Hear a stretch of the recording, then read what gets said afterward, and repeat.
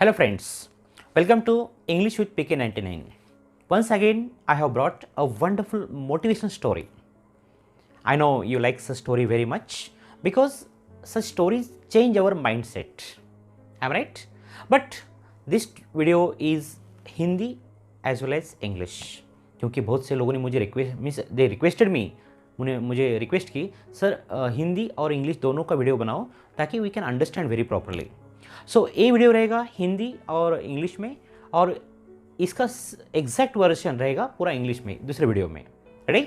So welcome to one more motivation stories and surely this story is also going to change your mind set.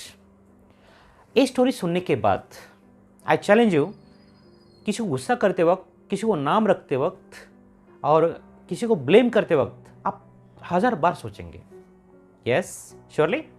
कहानी एक hospital की. Once there was a hospital. It was a very famous hospital. वो doctor जो hospital में थे वो काफ़ी means he was very popular. एक दिन क्या हो गया, कुछ लोग आ गए पेशेंट को लेके. The patient made an accident. उसका एक्सीडेंट हुआ था, मीन्स ही वॉज सीरियस. और आते बराबर लोग they directly went to reception counter and asked where is the doctor. Doctor साहब कहाँ हैं? नर्स बोले डॉक्टर साहब 2 दिन से नहीं आए और हमें कुछ मैसेज भी नहीं है.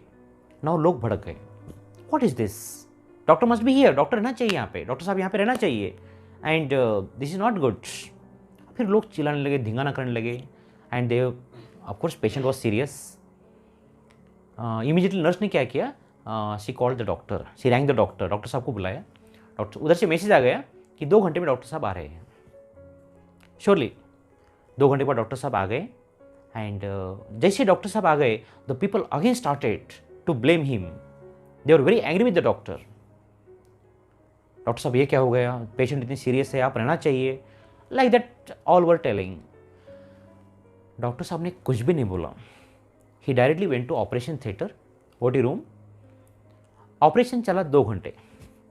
2 घंटे के बाद डॉक्टर साहब means he came out of the OT room और operation room and operation theatre and told everyone not to worry, the patient is out of danger. The people were relax. फिर भी लोग बोलने लगे डॉक्टर साहब आप time पे आना चाहिए. डॉक्टर साहब said please and he went away. Doctor साहब चले गए. अब जो लोग ऑपरेशन होने के बाद द पीपल रिलेटिव्स जो ये आए थे सगे जो पेशेंट के, they went to that that counter where that charges और maybe money is deposited. और वहाँ पे भी वो डॉक्टर साहब टाइम पे आना चाहिए and they were blaming the doctor. वो नर्स को रहा नहीं गया and nurse said enough is enough, please control your emotion and have patience. संयम रखो. आप बिना समझे डॉक्टर साहब को ब्लेम कर रहे हैं, लेकिन आपको मालूम है डॉक्टर साहब का बेटा 2 दिन से सीवियर एक आजार के कारण और कुछ सीवियर इलनेस से 2 दिन से वो डॉक्टर साहब परेशान है क्योंकि उनका बेटा एक दूसरे हॉस्पिटल में एडमिट है और वहाँ पे डॉक्टर साहब 2 दिन से वहाँ पे है. लेकिन आपके पेशेंट की हालत देख के आपके बेटे को बचाने के लिए वो वहाँ से आ गए क्योंकि उनको मालूम है ये दर्द क्या होता है.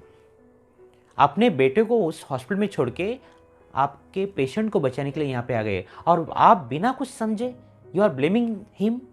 This is not good. ये सुनने के बाद the people were very sorry.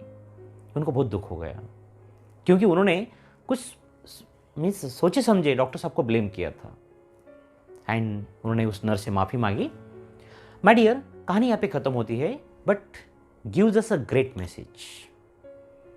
आपने देखा होगा बहुत in our general routine life और सोशल लाइफ हम बहुत बार बिना समझे किसके ऊपर गुस्सा होते हैं, नाराज़ होते हैं, कभी कभी भला बुरा कहते हैं, लेकिन हम सामने वाले आदमी को उसको जान नहीं पाते.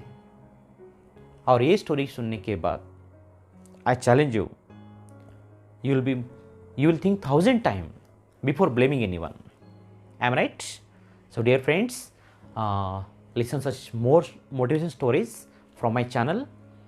I request you please subscribe, share and like for such motivation stories. Surely. Now don't forget to watch same story in English version, only English. Okay? And if you want to know more stories or read more stories, please visit my blog English with PK99. Okay, thank you, take care, bye bye.